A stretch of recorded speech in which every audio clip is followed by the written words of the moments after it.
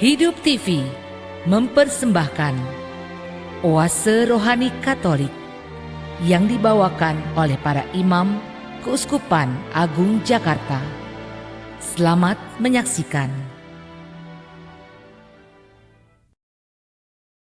Halo pemirsa Hidup TV dan teman setia KAJ Radio Land yang terkasih, Gembala baik dan murah hati. Apa kabarnya Anda semua hari ini? Semoga kita semua dalam keadaan baik dan penuh dengan sukacita. Senang sekali hari ini Senin 17 April 2017, saya Felicia Lili Teja dapat menemani Anda semua dalam acara Oase Rohani Katolik. Dan pada kesempatan hari ini di studio telah hadir Romo Felix Supranto SSCC. Halo, apa kabarnya Romo? Dan selamat datang di studio kami. Terima kasih, saya merasa Tuhan senantiasa memberkati dengan keselamatan dan saya percaya saudara-saudari semua di bawah naungan Tuhan. Amin. Baiklah para pemirsa Hidup TV dan teman setia KAJ Radio Land yang terkasih, sebelum kita memulai acara hari ini, marilah kita bersama-sama berdoa yang akan dibawakan oleh Romo Felix. Dalam nama Bapa dan Putra dan Roh Kudus, amin. Allah Bapa yang Maha Kuasa, kami bersyukur atas Putramu Yesus yang telah bangkit, sehingga hidup kami sungguh berarti dan kami percaya bahwa kami akan Kau selamatkan. Semoga kami selalu taat dan mengutamakan Engkau demi Kristus Tuhan dan pengantara kami. Amin. Dalam nama Bapa dan Putra dan Roh Kudus, amin. Tuhan telah mengantar kamu masuk ke tanah yang berlimpah-limpah susu dan madu. Semoga hukum Tuhan kamu renungkan selalu. Haleluya. Para gembala baik dan murah hati, marilah sekarang kita mendengarkan bacaan untuk hari ini. Bacaan diambil dari Kisah Para Rasul, bab 2, ayat 14, 22 sampai 32. Pada hari Pentakosta, bangkitlah Petrus berdiri bersama ke-11 rasul. Dengan suara nyaring, ia berkata kepada banyak orang, "Hai kamu orang Yahudi, dan kamu semua yang tinggal di Yerusalem, ketahuilah dan camkanlah perkataanku ini. Yang aku maksudkan ialah Yesus dari Nazaret, seorang yang telah ditentukan Allah dan yang dinyatakan kepadamu dengan kekuatan.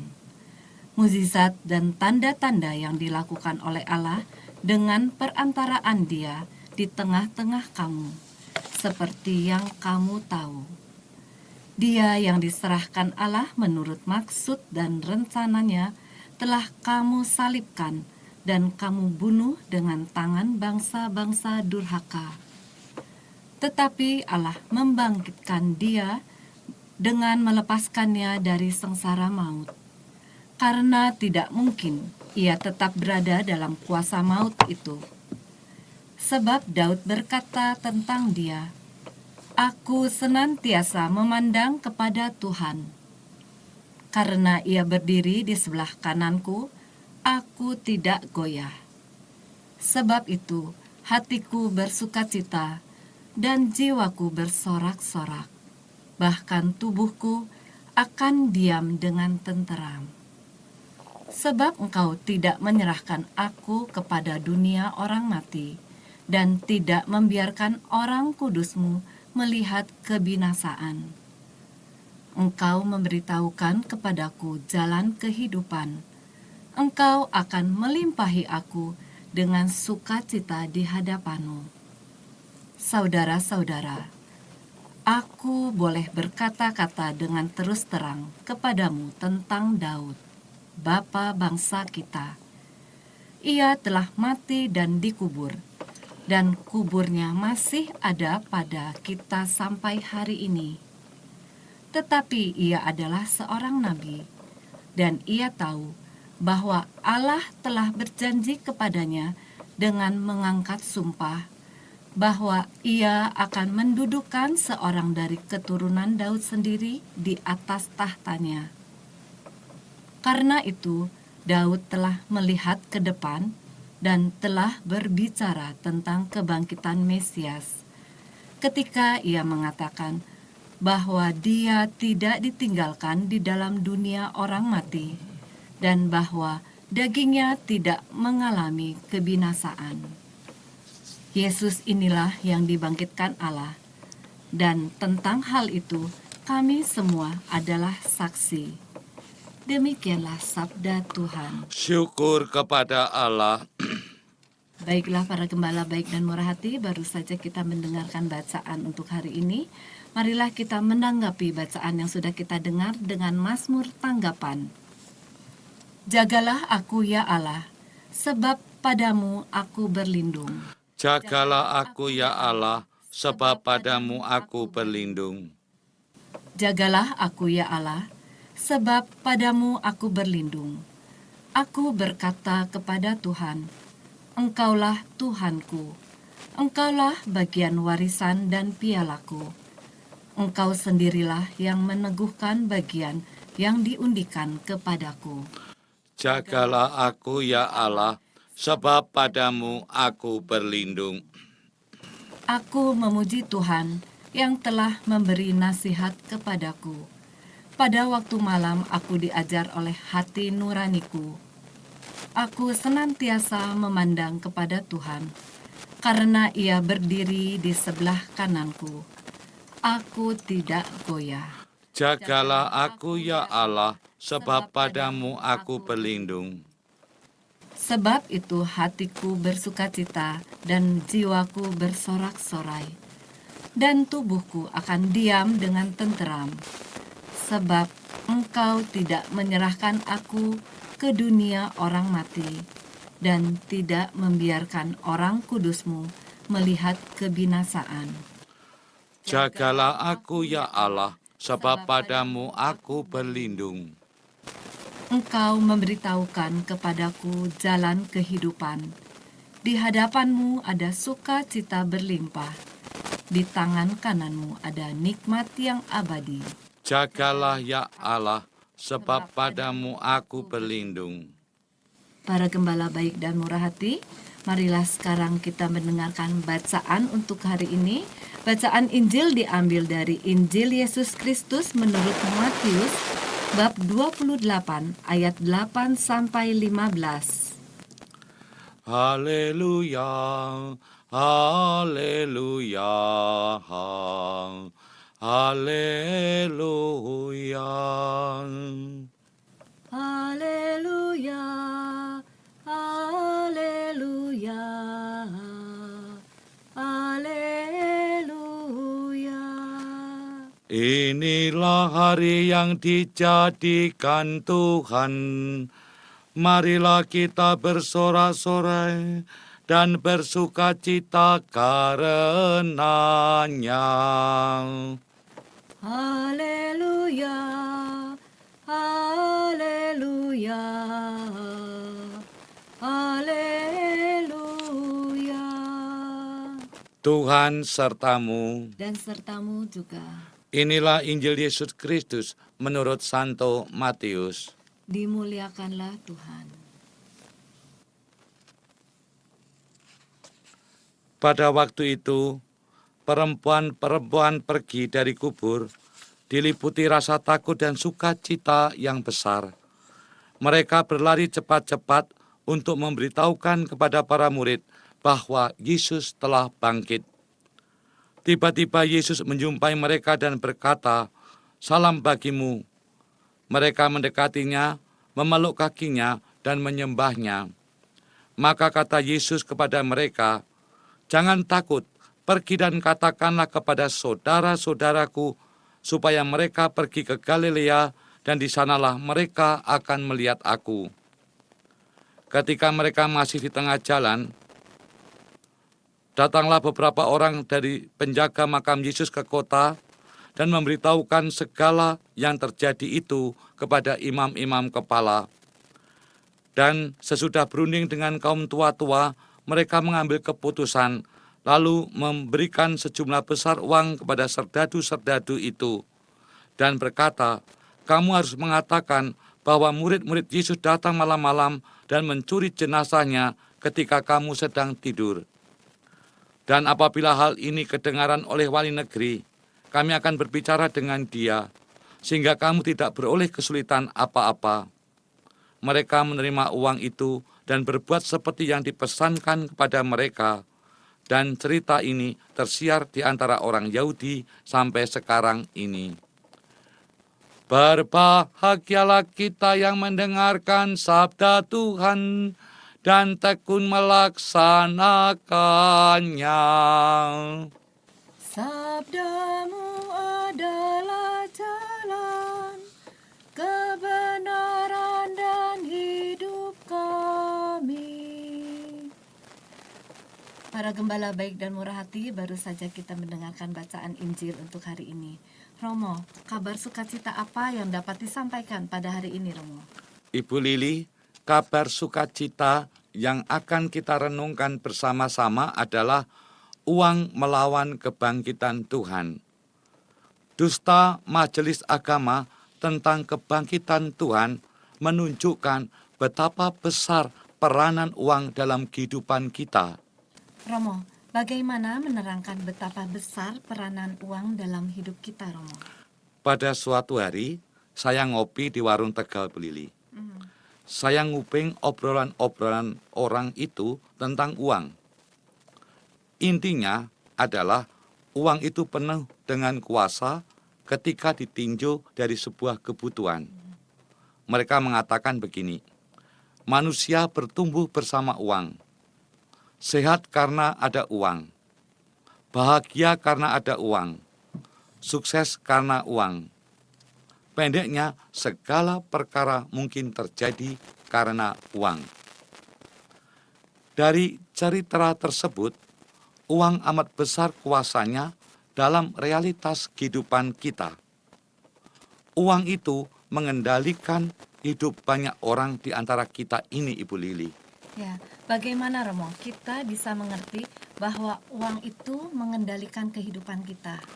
Kita suka enggak suka, mau tidak mau, salah atau benar, tergantung pada uang. Ada orang bahkan berani mengatakan tanpa uang orang sudah mati. Uang sungguh memiliki wajah ganda. Apa artinya orang memiliki wajah ganda itu, Romo? Artinya begini, uang adalah dituding, oh kamu menyebabkan sengsara, engkau menyebabkan ketidakadilan, tetapi juga dinanti-nantikan atau ditunggu-tunggu. Uang halal disebut haram, dan uang yang haram dianggap halal ketika menyangkut kebutuhan. Uang telah mengubah hidup banyak orang di antara kita. Ya, perubahan hidup karena uang terjadi dalam segi apa saja ya, Romo? Perubahan itu bukan hanya menyangkut paradigma hidup kita, tetapi juga menyangkut soal kebenaran. Kisah kebangkitan Tuhan Yesus juga diikuti dengan hadirnya uang. Mari kita lihat kisah tentang dusta Mahkamah Agama tentang kebangkitan Yesus. Para pemimpin agama Yahudi itu yang sebenarnya dan seharusnya hidupnya baik, justru menyuap para prajurit untuk memberitakan berita bohong tentang kebangkitan Tuhan. Mengapa mereka itu bohong? Karena mereka memiliki kepentingan politik dan kepentingan pribadi. Mohon dibacakan Matius bab 28 ayat 12 sampai dengan 13. Dan sesudah berunding dengan tua-tua, mereka mengambil keputusan, lalu memberikan sejumlah besar uang kepada serdadu-serdadu itu, dan berkata, kamu harus mengatakan bahwa murid-muridnya datang malam-malam dan mencurinya ketika kamu sedang tidur. Romo, apa akibat dari ulah para pemimpin agama Yahudi itu, Romo? Akibatnya, berita sukacita yang seharusnya menjadi milik semua orang dibekap dengan hadirnya uang. Kebenaran menjadi sedemikian murah dengan hadirnya sejumlah besar uang. Uang mengubah kebenaran menjadi kebohongan. Berita gembira menjadi rumor yang sampai sekarang ini terus diperdebatkan, Ibu Lili. Ya Romo, dusta mahkamah agama tersebut mengingatkan kita dalam kehidupan apa ya Romo? Dusta mahkamah agama tersebut mengingatkan kita akan bahayanya uang. Uang mungkin bisa membuka pintu bagi kita, yaitu pintu keberhasilan, naiknya jabatan dan promosi. Dan juga kekayaan bisa melimpah karena uang. Akan tetapi, jika uang tidak digunakan dengan bijaksana, uang itu bisa membinasakan hidup kita. Romo, apakah artinya uang dapat membinasakan kehidupan kita? Terlalu cinta uang dapat mendatangkan penyakit yang gampang menular dalam kehidupan kita. Uang dapat membuat hubungan kita dengan keluarga dan teman sekerja kita menjadi tidak harmonis lagi. Mengenai harta warisan bisa menjadi contoh bagi kita semua. Demi mendapatkan warisan, berbagai macam cara, dari menipu sampai melukai anggota keluarga kita dapat kita lakukan. Banyak sekali toh, demi warisan, adiknya sendiri dipenjarakan. Bahkan mengundang preman untuk melukai saudara kita sendiri. Sekarang malah kita mendengar di berita Romo, anak kandung menggugat ibunya. Iya, Ibu kandungnya ya Romo ya. itu juga tidak benar ya. Ya. Memang uang tidak mengenal saudara kalau kita lihat begitu. Demi mendapatkan promosi, fitnah dapat disebarkan supaya apa? Supaya rekan kerjanya itu tidak mendapatkan promosi. Memang karena uang, kawan menjadi lawan. Uang memang tidak mengenal teman. Uang juga dapat membuat kita menjadi serakah. Serakah membuat kita bisa gelap mata ketika kita bekerja. Ya Romo, apa artinya serakah bisa membuat kita gelap mata ya Romo ya? Apa yang seharusnya bukan menjadi milik hak kita, tiba-tiba kita ambil dan kita pergunakan hanya untuk memenuhi kepuasan diri kita sendiri. Karenanya, korupsi sudah menjadi penyakit menular yang membuat kita itu enggan untuk meninggalkannya. Mohon dibacakan Pengkhotbah bab 5 ayat 9. Siapa mencintai kekayaan tidak akan puas dengan penghasilannya. Jadi semuanya itu berakar dari uang. Mohon dibacakan 1 Timotius bab 6 ayat 10. Karena akar segala kejahatan ialah cinta uang. Dan karena memburu uanglah beberapa orang telah menyimpang dari iman dan menyiksa dirinya dengan berbagai-bagai dosa. Intinya satu, bahwa duka cita, kemudian kesedihan, kadang-kadang dan kebanyakan berakar dari cinta akan uang. Tuhan tidak ingin kita mendapatkan celaka atas apa yang kita lakukan dengan terlalu cinta pada uang. Tuhan tidak membenarkan tentang cinta uang karena apa? Karena uang tidak bisa menggantikan keselamatan kita. Ya, kalau Tuhan tidak menghendaki kita cinta akan uang ya Romo, lalu apa yang harus kita lakukan dalam hidup kita? Carilah dahulu kebenaran akan Tuhan. Dan percayalah, di sana kita akan mendapatkan berkat yang datang dari surga. Janganlah hendaknya kita mengotori hati kita dengan cinta uang, tetapi kita harus memenuhi hati kita dengan cinta akan Tuhan. Mohon dibacakan Kolose bab 3 ayat 5 sampai dengan 6. Karena itu, matikanlah dalam dirimu segala sesuatu yang duniawi, yaitu percabulan, kenajisan, hawa nafsu, nafsu jahat, dan juga keserakahan, yang sama dengan penyembahan berhala. Semuanya itu mendatangkan murka Allah atas orang-orang durhaka.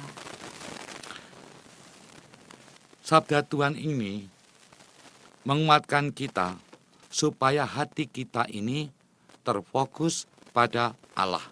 Ketika hati kita cinta pada Tuhan, itu kita akan mengalami begitu banyak berkat. Ketika hati dan pikiran kita terpusat pada Tuhan dan ajarannya, Ia akan memenuhi segala kebutuhan hidup kita. Jadi jangan kita justru mengandalkan uang, karena uang itu maksudnya kita terlalu fokus pada uang atau cinta pada uang, itu dianggap sebagai penyembahan berhala. Maka yang diminta Tuhan adalah carilah dahulu kerajaan Allah. Maka segala sesuatu Tuhan akan memenuhi kita. Mau dibacakan Matius bab 6 ayat 33. Tetapi carilah dahulu kerajaan Allah dan kebenarannya, maka semuanya itu akan ditambahkan kepadamu. Romo, hari ini Romo mungkin bisa memberikan sedikit sharing kepada para gembala baik dan murah hati, Romo.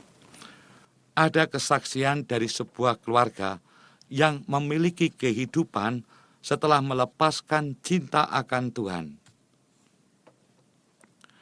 Suami dan istri itu sudah menikah selama 19 tahun.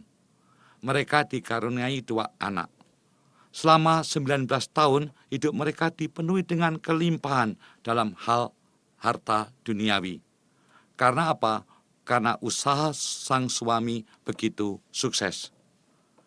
Apapun yang mereka inginkan, pasti didapatkan dengan mudah. Namun demikian, hati mereka tidak bahagia. Mengapa mereka tidak bahagia ya, Romo? Sang suami tidak dekat dengan ibu mertuanya. Sang suami jarang menyapa ibu mertuanya itu. Bahkan duduk pun jarang. Apalagi makan satu meja. Sang suami juga tidak menjalankan imannya dengan tulus. Tempat paling belakang di gereja adalah menjadi tempat favoritnya. Jadi paling belakang, kalau misa selalu di belakang. Itu sudah di-reserve oleh dia. Sang istri dengan ibu mertuanya memang tidak pernah bertengkar, tetapi tidak ada relasi yang mendalam. Bahkan mereka ini mengalami kekeringan dalam relasi. Seakan-akan ada jarak di antara mereka. Suami dan keluarganya merasa di atas istri dan keluarganya. Karena apa? Karena sang suami itu menganggap dirinya sebagai sumber penghidupan.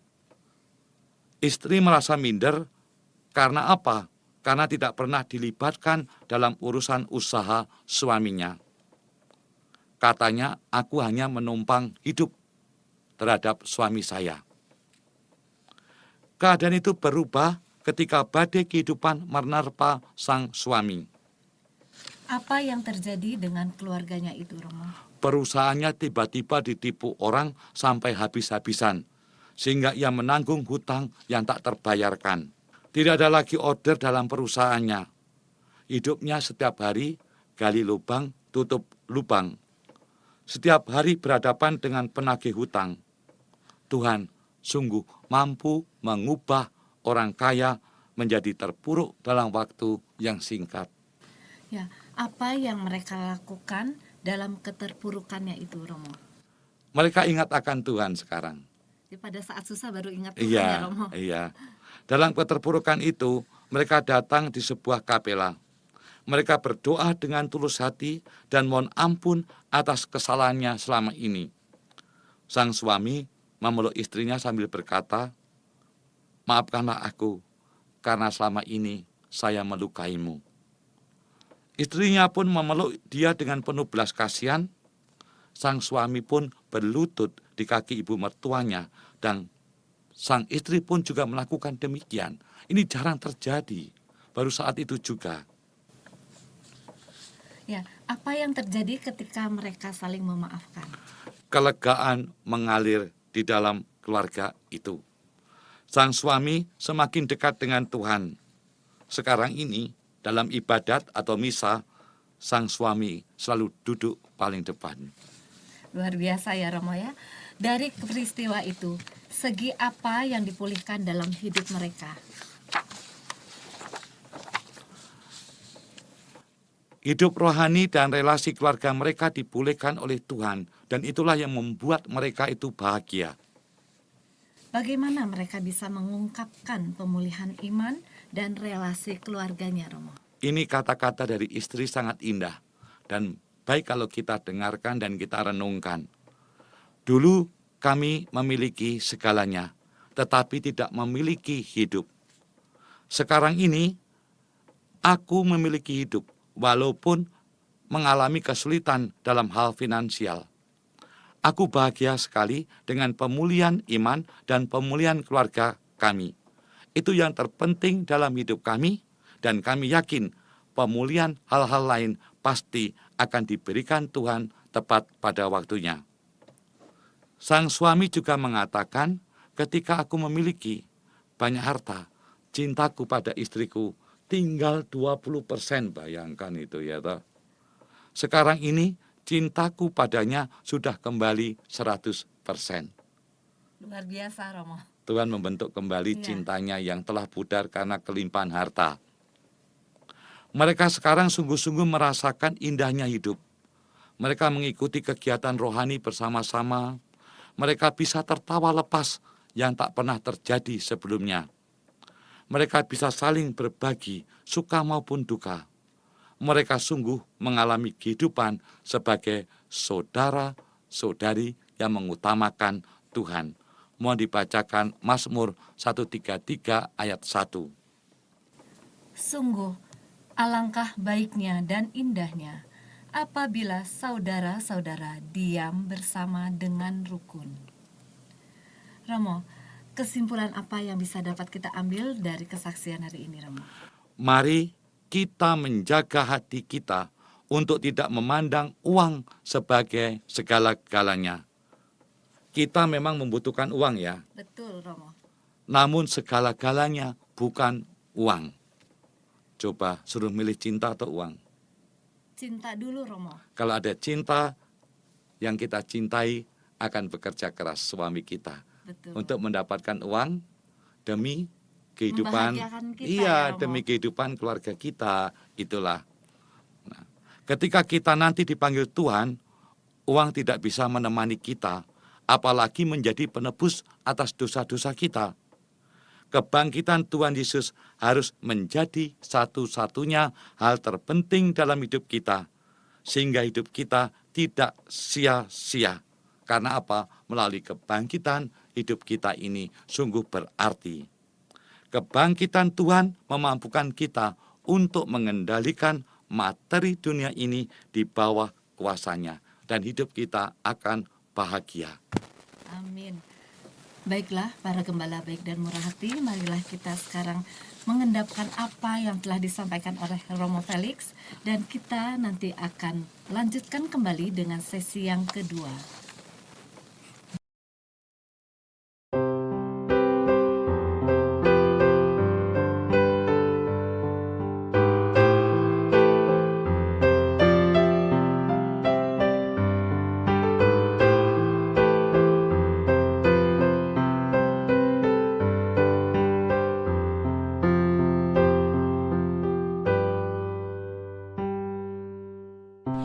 My Jesus, my Savior, Lord, there is none like you.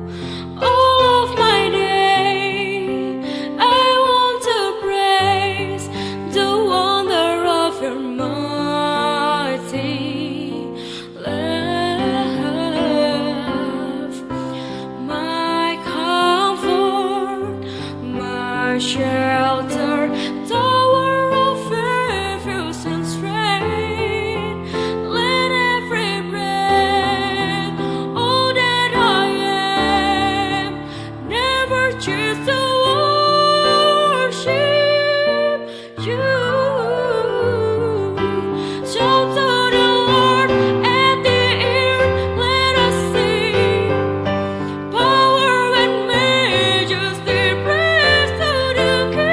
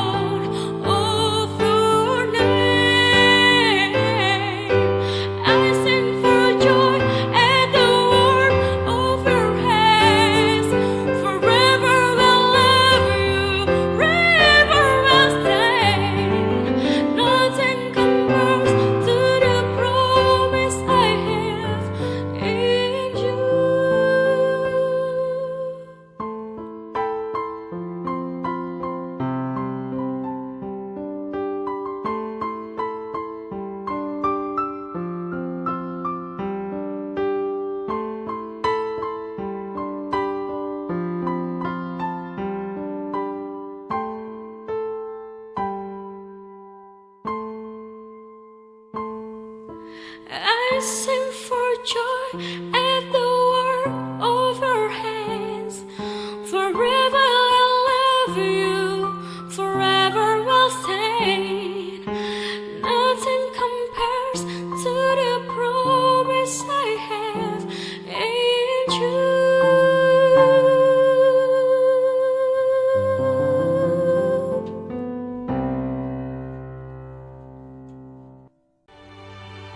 Hidup TV mempersembahkan Oase Rohani Katolik yang dibawakan oleh para imam Keuskupan Agung Jakarta.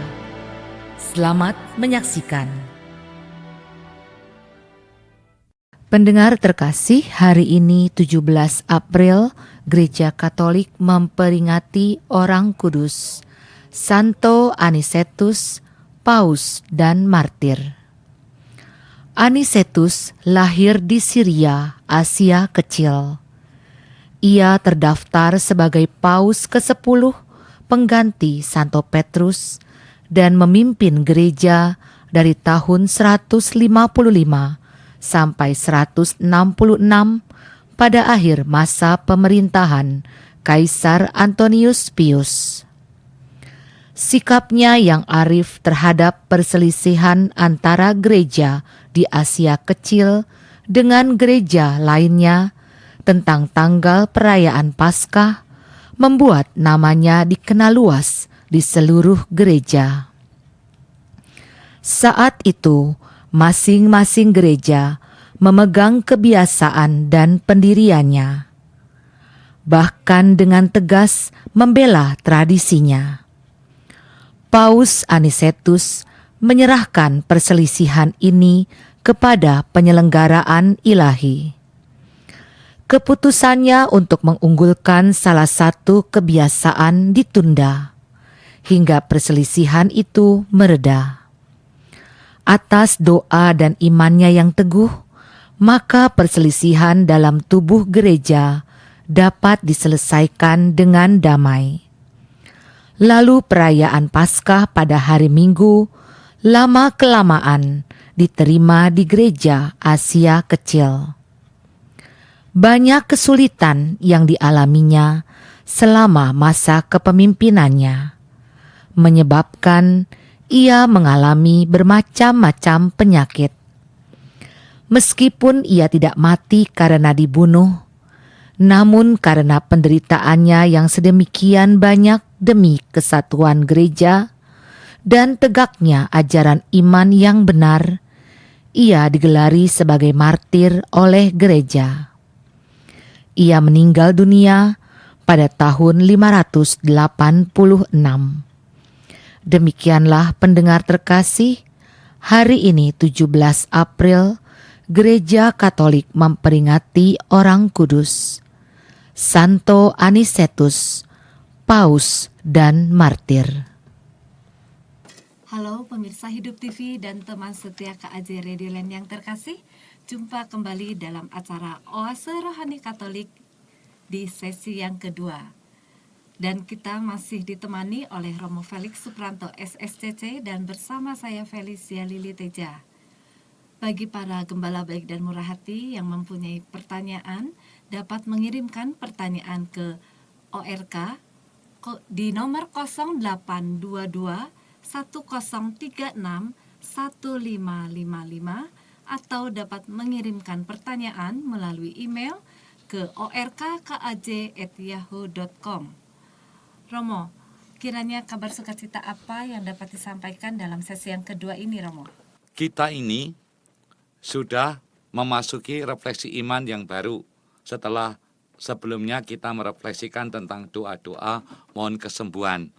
Dan kali ini yang akan kita refleksikan adalah mengatasi rasa takut pada umumnya. Ibu Lili pernah mengalami rasa takut? Pernah, pasti pernah merasakan takut, Romo. Memang benar, rasa takut itu bisa muncul di tengah hidup kita. Dan rasa takut itu muncul kapan saja dan di mana saja, tidak pernah mengenal waktu dan tidak pernah mengenal tempat. Dengan kata lain, rasa takut itu pasti pernah hadir dalam hidup kita.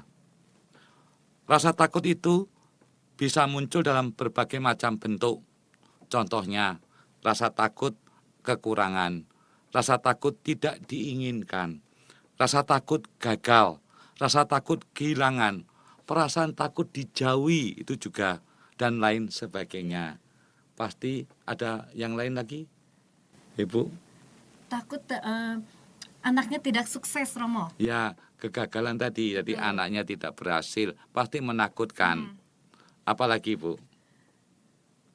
Takut kita tidak kuat menghadapi suatu percobaan, Romo. Takut adanya pencobaan dan sebagainya tadi ya. Nah, rasa takut itu memiliki daya perusak yang besar, yang luar biasa kalau tidak diolah dengan benar. Apakah artinya rasa takut itu memiliki daya perusak yang besar ya, Romo ya?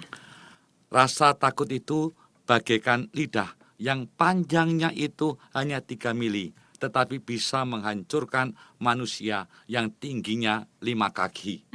Ya. Semakin kita menghindarinya, perasaan takut itu semakin datang. Mengejar kita sepertinya gitu Iya, ya, Romo jadi ya? rasa takut itu mengejar kita di mana saja kita. Semakin kita melupakannya, ia semakin mengganggu kita.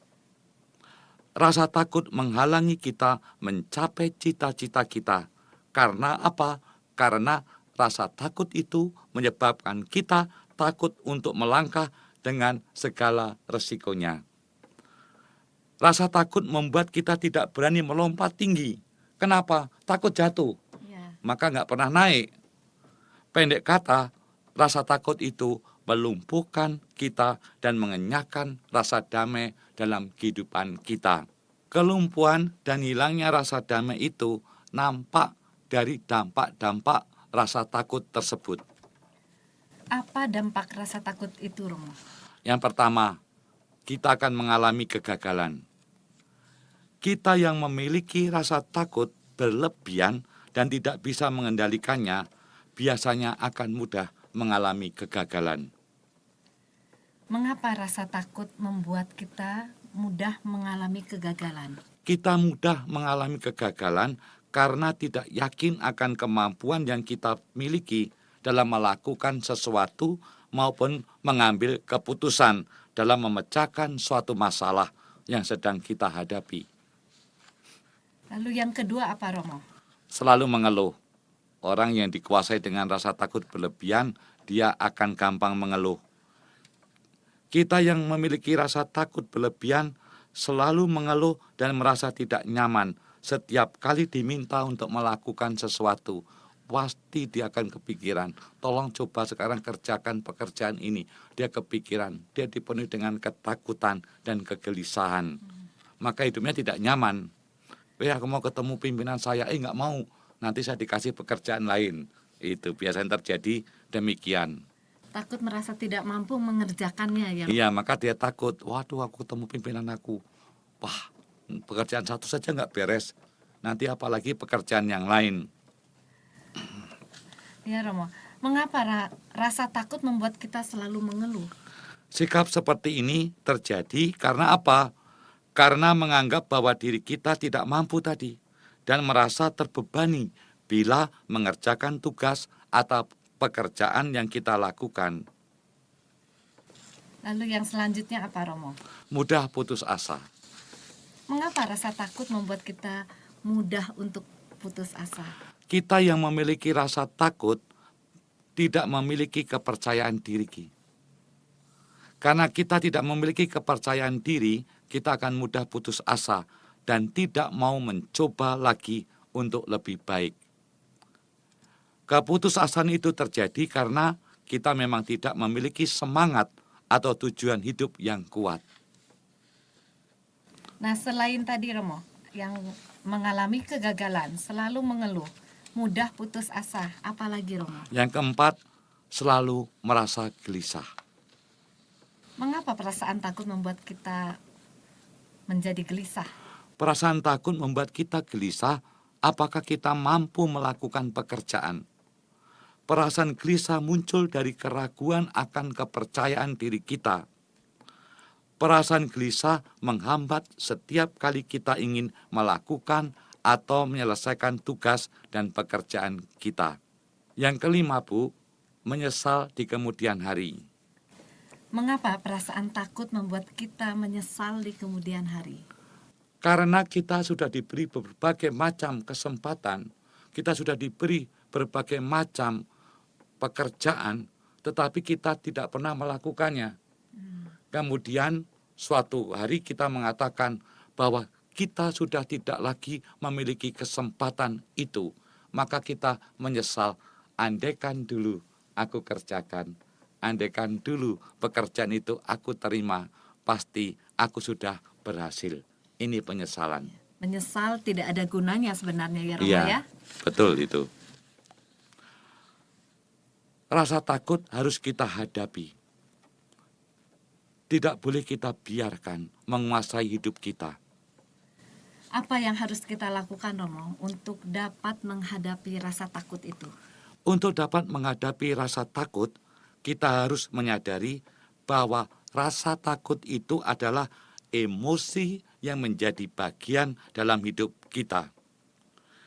Ketika kita sudah menyadari adanya rasa takut itu, kita tidak akan membiarkan rasa takut tersebut mengendalikan kita. Sebaliknya, kita justru bisa mengendalikannya sehingga ia tidak akan menggerogoti kekuatan kita.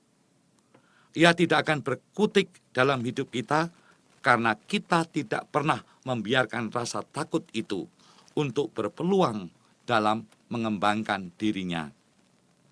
Ketika kita tidak memberikan peluang baginya untuk berkembang, ia tidak akan memiliki pengaruh dalam setiap langkah kehidupan kita. Pendek kata, kita harus menyadari rasa takut itu memang ada.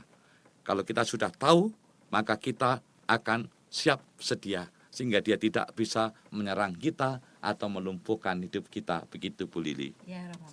Lalu apa solusi menghadapi rasa takut itu Romo? Solusi dalam menghadapi semua jenis rasa takut itu adalah sama, yaitu iman akan Tuhan. Kita harus mempercayai janji Tuhan Allah bahwa Ia akan membimbing kita dan akan membawa kita kepada kemenangan. Relasi yang mendalam dengan Allah membuat kita berani menghadapi kehidupan ini dengan gagah dan bukan dikuasai dengan ketakutan. Mohon dibacakan Mazmur 34 ayat 5. Aku telah mencari Tuhan, lalu Ia menjawab aku, dan melepaskan aku dari segala kegentaranku. Romo, mengapa kita harus berani menghadapi kehidupan dengan berani? Kita berani menghadapi kehidupan karena Tuhan tidak pernah memberikan roh ketakutan, tetapi Tuhan memberikan roh keberanian.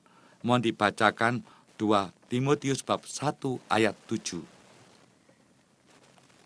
Sebab Allah memberikan kepada kita bukan roh ketakutan, melainkan roh yang membangkitkan kekuatan, kasih, dan ketertiban.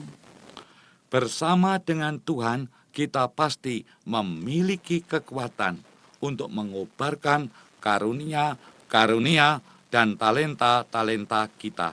Jadi Tuhan itu sudah memberikan banyak orang itu dengan berbagai macam talenta. Jangan dikuburkan talenta-talenta itu oleh rasa ketakutan. Kadang-kadang kan kalau kita ini sudah rasa takut ada, kita jadi mandul. Mandul dalam arti tidak bertumbuh talenta dan karunia yang telah diberikan Tuhan kepada kita. Apakah boleh dikatakan demikian, Romo, bahwa berarti kita itu tidak berani menanggung resiko? Iya, tadi sudah dikatakan ketika kita ini ada rasa takut, maka kita tidak berani untuk melangkah atau melompat tinggi karena takut dengan resikonya jatuh. Ya. Maka kita tidak mampu melakukan sesuatu karena takut itu sudah mengendalikan hidup kita. Ya, bagaimana kita bisa maju kalau kita tidak mencobanya ya, Romo ya? Tuhan tadi sangat indah sekali. Ketika kita sudah mengenyahkan rasa takut itu, Bu, maka kita sungguh menguasainya. Ketika kita sudah menguasai rasa takut, kita bisa mengobarkan talenta-talenta dan anugerah-anugerah yang diberikan Tuhan kepada kita. Jadi sebenarnya dengan mengobarkan karunia-karunia dan anugerah-anugerah dari Tuhan itu sendiri, kita sudah mensyukuri akan kehidupan kita. Tetapi ketika kita itu tunduk di bawah rasa takut, sebenarnya kita itu mengkerdilkan Tuhan, tapi kita meninggikan rasa takut itu. Nah, Ya, itu mungkin terjadi juga pada diri saya, Romo, seperti misalnya saya mengkhawatirkan kesuksesan pendidikan anak saya. Tapi saya mencoba untuk maju terus. Saya mempersiapkan anak-anak dengan membekali mereka, misalnya dengan memberi pelajaran tambahan, lalu kita memberikan pendidikan iman yang lebih kuat kepada mereka, gitu ya, Romo. nah ini namanya justru ya hal yang sangat indah, Bu. Berarti kita gini, berani melangkah. Mungkin kita banyak kekurangan. Masa depan anak saya harus indah. Maka saya lakukan, satu, menabung. Yang kedua, disiapkan kursus berbagai macam. Maka kita berani melangkah walaupun kita tidak tahu apa yang terjadi di masa mendatang. Ya. Intinya tentang rasa takut tadi dan hubungannya dengan mengobarkan talenta-talenta dari Tuhan dan juga keberanian kita untuk melangkah dalam hidup kita adalah karena Tuhan bersama kita, rasa takut itu bertekuk lutut di hadapan kita. Dia tunduk dengan kita, kita kendalikan seperti kuda itu, Bu, ya. Bersama Tuhan kita bebas dari rasa takut. Apa artinya bebas dari rasa takut, Romo? Jadi bebas rasa takut dalam Alkitab berarti kita bisa mengatakan kepada rasa takut itu, hai, Anda bukan bos saya. Bos saya adalah Tuhan yang menyertai dan menunjukkan jalan dalam hidup saya. Jadi intinya satu, kita bisa mengatakan, hey, you are not my boss, rasa takut. Jangan macam-macam. Aku punya bos yang lain, Allah Sang Maha Kuasa, pencipta langit dan bumi.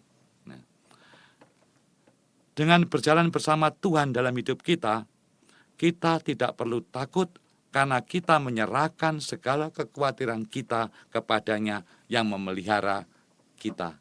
Mohon dibacakan 1 Petrus bab 5 ayat 7. Serahkanlah segala kekhawatiranmu kepadanya, sebab Ia yang memelihara kamu. Romo, apa yang penting yang harus kita lakukan agar kita tidak merasa takut dalam menjalani kehidupan kita? Yang penting jangan jadikan Tuhan sebatas sebagai lampu emergensi yang hanya menyala ketika dibutuhkan.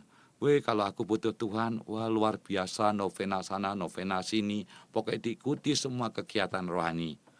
Nah, ini namanya emergensi. Tetapi kita harus sungguh menjadikan Tuhan itu yang terutama dalam hidup kita. Jangan dia diletakkan di bawah buritan, tetapi harus kita bawa dia di mana saja kita hidup, supaya Tuhan itu mengendalikan hidup kita. Jangan jadikan Tuhan sebagai apa tadi? Di buritan, Romo. Di buritan, di belakang. Kayak para murid kalau sudah ada angin ribut dibangunin, Yesus, tolong saya takut. Jangan dijadikan begitu. Tetapi harus di depan dan dia itu yang membawa kita pada hidup yang benar. Bersama dengan dia kita tidak takut lagi dengan gelombang badai. Karena Tuhan bisa menunjukkan jalan yang paling aman dalam hidup kita. Namun jadikanlah tadi ya sangat indah sekali dikatakan tadi. Dengan inti yang sangat indah yang kita katakan tadi, jangan jadikan Tuhan sebagai lampu emergensi atau di belakang buritan kita. Tapi jadikanlah Tuhan sebagai partner dalam penempuh perjalanan hidup kita. Ini yang penting sekali. Jangan hanya sekedar dibangunin kalau kita perlu ya. Tetapi kita harus menjadikan dia partner kita, teman kita. Kita harus melibatkan Tuhan dalam segala aspek kehidupan kita, sehingga kita tidak akan merasa takut. Karena apa? Tadi sudah saya katakan, ia sanggup menenangkan badai kehidupan dan menunjukkan tempat yang penuh dengan berkat. Ini luar biasa ya toh. Iya, Romo. Ya. Romo, kesimpulan apa yang dapat kita ambil dari mengatasi rasa takut itu, Romo? Kesimpulan dari mengatasi rasa takut terangkum dalam doa berikut ini.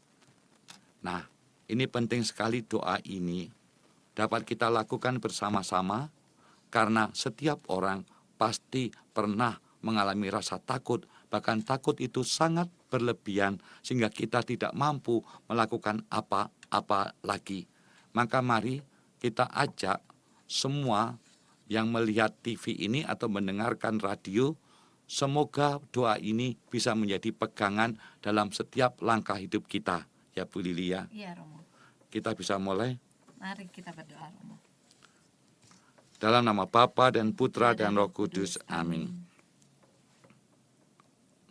Bapa di surga, rasa takut menyiksa jiwa dan pikiranku karena ia selalu menghantuiku. Beradalah di sisiku, maka aku akan merasa aman. Dengan demikian, rasa takut tidak akan menguasaiku lagi. Tuhan di pihakku, aku tidak akan takut. Apakah yang dapat dilakukan manusia terhadap aku? Amin. Dalam nama Bapa dan Putra dan Roh Kudus. Amin. Ya, Romo, mungkin ada yang akan disampaikan lagi kepada para gembala baik dan murah hati?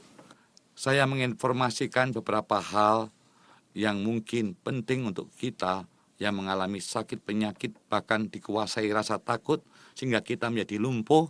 Ada acara yang sebentar lagi akan dilaksanakan.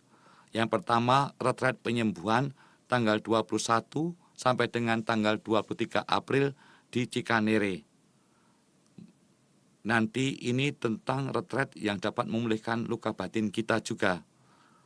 Mohon hubungi Lia 0897 932 6768. 0897 93 26 768. Dokter Gigi Gebi 08 111 88 365. 08 111 88 365. Yang kedua, ini dalam rangka bulan Maria, bulan Mei, seminar rahasia di balik doa Salam Maria, dan akan ditutup dengan misa dan adorasi kesembuhan pada tanggal 6 Mei 2017 jam 8.30 sampai jam 13.30 di Aula Gereja Santo Yohanes Blok B.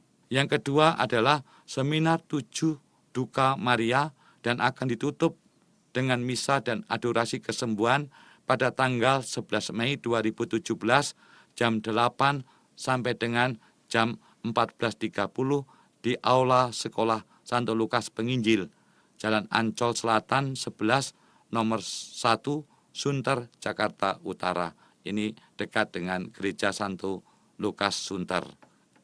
Semua kegiatan nanti yang memimpin adalah saya. Semoga pengumuman ini berguna bagi kita semua. Baiklah, para gembala baik dan murah hati, tak terasa waktu berjalan begitu cepat dan kita harus segera mengakhiri sesi yang kedua ini. Sebelum kita mengakhirinya, marilah kita berdoa dan mohon berkat melalui Romo Felix. Dalam nama Bapa dan Putra dan Roh Kudus. Amin. Bapa yang kudus, hari ini begitu indah bahwa Engkau berjanji ingin berjalan bersama dengan kami, sehingga kita tidak dikuasai oleh rasa takut yang dapat menyiksa hidup kita. Semoga kami percaya Tuhan bahwa Engkau selalu memberikan janji yang indah dalam hidup kami. Demi Kristus, Tuhan dan pengantara kami. Amin. Tuhan sertamu. Dan sertamu juga. Saudara sekalian, keluarga saudara, pekerjaan saudara, pelayanan saudara diberkati oleh Allah yang Maha Kuasa, Bapa dan Putra dan Roh Kudus. Amin. Demikianlah permenungan untuk hari ini, Senin 17 April 2017. Semoga apa yang telah disampaikan oleh Romo Felix dapat memberikan semangat, inspirasi, dan sukacita bagi kita semua. Akhir kata, saya Felicia Lili Teja dan bersama Romo Felix Supranto SSCC. mohon pamit undur diri. Selamat melanjutkan aktivitas Anda hari ini dan marilah kita amalkan Pancasila dalam kehidupan kita sehari-hari, makin adil dan makin beradab. Awali hari Anda dengan senyum dan tetap positif. Demikianlah oase rohani Katolik yang dibawakan oleh para imam Keuskupan Agung Jakarta. Tuhan memberkati.